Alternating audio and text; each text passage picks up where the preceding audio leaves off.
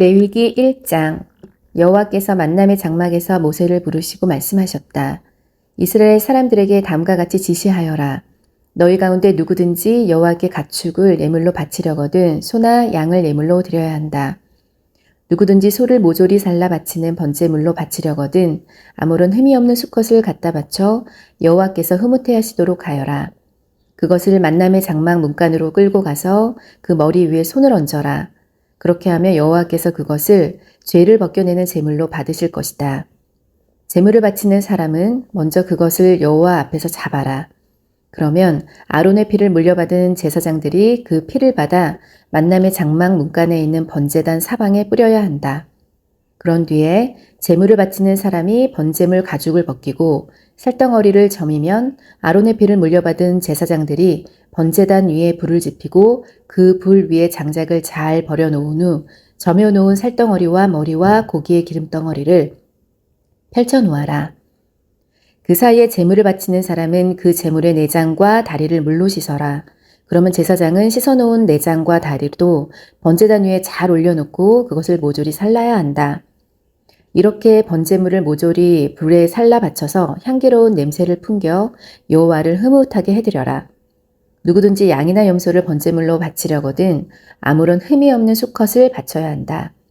제물 바치는 사람은 번제단 북쪽 여호와께서 보고 계시는 앞에서 그 제물을 잡고 아론의 피를 물려받은 제사장들은 그 제물의 피를 번제단 사방에 뿌려라. 그 사이에 제물을 바치는 사람은 제물의 머리를 잘라내고 살덩어리를 점인 후 고기의 기름덩어리를 따로 떼어 놓아라. 제사장은 정리해 놓은 제물의 각 부분을 번제단 불 위에 쌓아 놓은 장작더미에 잘 버려 놓아라. 그 사이에 제물을 바치는 사람은 제물의 내장과 다리를 물로 씻어 놓고 제사장은 그것도 번제단 장작더미 위에 올려 놓아 모조리 살라야 한다. 이렇게 번제물을 모조리 불살라 향기로운 냄새가 풍겨나게 하여 여호와를 흐뭇하게 해드려라. 여호와께 드리는 번제물로 새를 바치려면 산 비둘기나 집부들기를 바쳐야 한다. 제사장은 그 비둘기를 받아들고 번제단으로 가서 그 목을 비틀어 부러뜨린 다음 번제단 위에다 불살라 바치고 그 피를 번제단 사방에 뿌려라. 제물을 바치는 사람은 그 비둘기의 멱통과 오물을 떼내어 번제단 동쪽 채에 버리는 곳에 갖다 버리고 그 제물의 날개 쭉지를 찢어 놓아라. 그렇다고 해서 날개를 몸통에서 아예 떼어 놓아서는 안 된다. 제사장은 정리해 놓은 제물을 번제단 장작불에 올려놓아 살라 바쳐라. 이렇게 번제물을 모조리 불살라 향기로운 냄새가 풍겨나게 하여 여호와를 흐뭇하게 해드려라. 레위기 2장. 여호와께서 곡식을 예물로 바치려는 사람은 밀가루를 바쳐라. 밀가루에 기름을 섞고 향을 그 위에 얹어 아론의 피를 물려받은 제사장들에게 갖다 바쳐라. 제사장은 기름을 섞은 밀가루 한 줌과 향 전부를 가져다가 주께 모든 것을 바친다는 뜻으로 번제단 위에서 모조리 불살라라. 이렇게 곡식 제물을 불살라 바치는 것은 향기로운 냄새를 풍겨 여호와를 흐뭇하게 해드려는 것이다. 불에 태우고 남은 것은 제사장인 아론과 그의 아들들에게 돌아갈 몫이다. 불에 살라 바치는 이 곡식 제물은 여호와께 바치는 지극히 거룩한 예물이다. 곡식 제물을 가마에 구워 바치려거든 고운 밀가루에 누룩을 넣지 말고 기름만 섞어 잘 반죽하여 구워 바쳐라. 좀 두껍게 떡을 만들어 바쳐도 되고 또는 얇게 과자로 만들어 바쳐도 된다.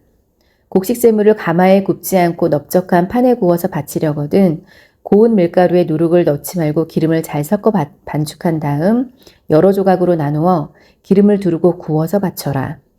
또 곡식 제물을 자루와 뚜껑이 달린 냄비에 쪄서 바치려거든 고운 밀가루에 기름만 넣고 쪄야 한다. 이렇게 만든 떡을 여호와께 바치려고 제사장에게 가져오면 제사장은 번제단으로 가지고 가서 그 제물 가운데에서 얼마를 떼어 주께 모든 것을 바친다는 뜻으로 번제단 위에서 불살라라. 이렇게 하는 것은 향기로운 냄새를 풍겨 여호와를 흐뭇하게 해드리려는 것이다. 불에 태우고 남은 것은 제사장인 아론과 그의 아들들에게 돌아갈 몫이다. 불에 살라 바치는 이 곡식 제물은 여호와께 바치는 지극히 거룩한 예물이다. 여호와께 바치는 곡식 제물에는 누룩이 들어가서는 안 된다. 불살라 여호와께 바치는 제물에는 누룩이나 꿀을 넣어서는 안 된다. 너희가 해마다 곡식을 거두어들여 그 가운데에서 처음 익은 햇 곡식으로 누룩과 꿀을 여호와께 바칠 수 있으나 그것을 번제단에 살라 향기로운 냄새를 풍겨 여호와를 흐뭇하게 해드리려고 여호와께 바칠 때에는 누룩과 꿀을 넣어 바쳐서는 절대로 안 된다. 너희가 곡식 제물을 드릴 때에는 소금을 넣어 바쳐라. 이것은 소금이 변하지 않는 것과 마찬가지로 하나님과 너희가 영원히 변치 않는 계약을 맺었다는 사실을 보여주려는 것이다. 처음 익은 햇곡식을 여호와께 갖다 바칠 때에는 그 곡식을 볶아서 바치든지 또는 찧어서 기름을 붓고 향을 그 위에 얹어서 바쳐라. 그것을 받아든 제사장은 기름을 부은 곡식 가운데 얼마를 떼어 여호와께 그 모든 것을 바친다는 표시로 향과 함께 불살라 바쳐라. 이것이 여호와께 불살라 바치는 예물이다. 레위기 3장. 소를 화목제물로 바치려 할 때는 수컷이든 암컷이든 아무런 흠이 없는 것으로 골라 바쳐야 한다. 제물을 바치는 사람은 먼저 그 소의 머리 위에 손을 얹고 나서 만남의 장막 문간에서 그 소를 잡아라. 아론의 피를 물려받은 제사장들은 번제단 사방에 그 소의 피를 뿌려라. 평화를 기원하는 화목제사에서 여호와께 불살라 바칠 부분은 다음과 같다. 제물을 바치는 사람은 잡은 제물 가운데에서 내장을 덮고 있는 기름덩어리와 거기에 붙어있는 기름덩어리와 허리 양쪽 붙어있는 두 콩팥과 거기에 붙어있는 기름덩어리와 간을 감싸고 있는 커플을 떼어내야 한다. 제사장은 아론의 자손들은 그것을 받아서 번제단 장작불 위에 가지런히 펼쳐놓은 제물과 함께 올려놓고 불살라라. 이렇게 모조리 불살라 향기로운 냄새가 풍겨나게 하여 여호와를 흐뭇하게 해드려라. 화목제로 드릴 제물이 양이나 염소일 경우에는 암컷이든 수컷이든 아무런 흠이 없는 것을 골라 바쳐야 한다. 양을 여호와께 바칠 경우 바치는 사람이 끌고 와 그 머리 위에 손을 얹은 후 만남의 장막 앞에서 잡아라. 제사장인 아론의 자손들은 그 양의 피를 번제단 사방에 뿌려라. 그 사이에 제물을 바치는 사람이 양을 부분별로 나누어 놓으면 제사장은 이것을 화목제물로 하나님께 불살라 바쳐야 한다. 기름덩어리는 따로 떼어 놓아야 한다. 엉덩이 뼈 부근에서 뽑아낸 꼬리와 내장을 덮고 있는 기름덩어리와 거기에 붙어있는 기름덩어리와 허리를 붙어있는 두 콩팥과 그것을 감싸고 있는 기름덩어리와 간을 감싸고 있는 커플을 떼어 놓아라. 그러면 제사장은 그것을 받아다가 번제단 위에서 올려놓고 모조리 여호와께 불살라 바쳐라. 염소를 화목제물로 바칠 경우에는 제물을 바치는 사람이 염소를 여호와의 앞에서 끌고 와 그 머리 위에 손을 얹은 다음 만남의 장막 앞에서 잡아라. 제사장인 아론의 자손은 그 염소의 피를 번제단 사방에 뿌려라. 그런 다음 제사장은 제물을 바치는 사람이 떼어놓은 부분을 불살라 여호와께 바쳐라. 제물을 바치는 사람은 염소의 내장을 덮고 있는 기름덩어리와 거기에 붙어있는 기름덩어리와 허리에 붙어있는 두 콩팥과 그것을 뒤덮고 있는 기름덩어리와 간을 감싸고 있는 커플을 떼어 놓아야 한다. 그러면 제사장은 그것을 받아다가 번제단 위에 올려놓고 모조리 불살라야 한다.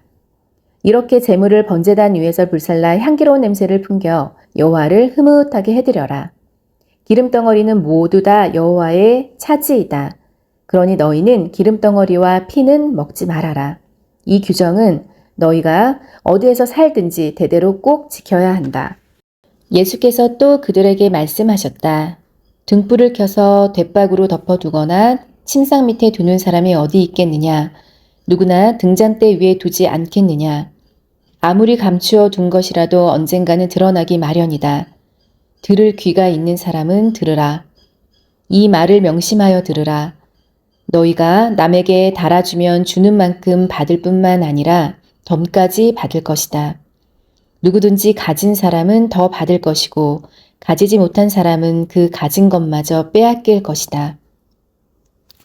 하나님 나라는 농사꾼이 그의 밭을 뿌려놓은 씨와 같다. 그 씨는 농사꾼이 가꾸지 않아도 자고 깨고 하는 동안에 저절로 싹이돋아 자란다. 땅이 그 씨를 자라게 하기 때문이다. 처음에는 싹이 돋고 그 다음에는 이삭이 나며 마침내는 이삭이 나달이 맺힌다. 그러면 농사꾼은 낯을 가지고 나가 익은 곡식을 걷어들인다. 예수께서 말씀하셨다. 하나님 나라를 어떻게 묘사할 수 있을까? 무슨 비유로 그것을 설명할 수 있을까? 하나님 나라는 겨자씨 한 알과 같다. 겨자씨는 모든 씨 가운데 가장 작은 것이지만 땅에 뿌려진 다음에는 어떤 식물보다도 크게 자라서 공중의 새들이 그 그늘진 가지에 깃들일 만큼 무성하게 된다. 예수께서는 사람들이 알아듣기 쉽도록 이와 같이 많은 비유로 가르치셨다. 예수께서는 여러 사람들 앞에서 비유가 아니면 말씀하지 않으셨으나 제자들에게만은 따로 그 뜻을 설명해 주셨다. 저녁 때가 되자 예수께서는 제자들에게 바다 건너편으로 건너가자고 말씀하셨다. 그래서 제자들이 무리를 그대로 남겨둔 채 예수를 모시고 배를 저어가자 다른 배들도 뒤따랐다. 그런데 얼마 못 가서 거센 폭풍에 일면서 큰 배를 배 안으로 덮쳐 배가 가라앉을 지경이 되었다. 그러나 예수께서는 배의 고물에 머리를 기대고 주무시고 계셨다. 제자들이 예수를 깨우며 소리쳤다. 선생님, 저희가 빠져 죽게 생겼는데 돌보지 않으시렵니까? 예수께서 일어나 바람을 꾸짖으시며 바다를 향하여 고요하고 잔잔하라고 말씀하셨다. 그러자 바람이 그치고 물결은 아주 잔잔해졌다. 예수께서 제자들을 꾸짖으셨다. 왜 그렇게도 겁이 많으냐? 아직도 나를 믿지 못하느냐? 그들은 두려움에 사로잡혀 자기들끼리 수군거렸다. 이분은 대체 누구시기에 바람과 바다까지도 복종하는가?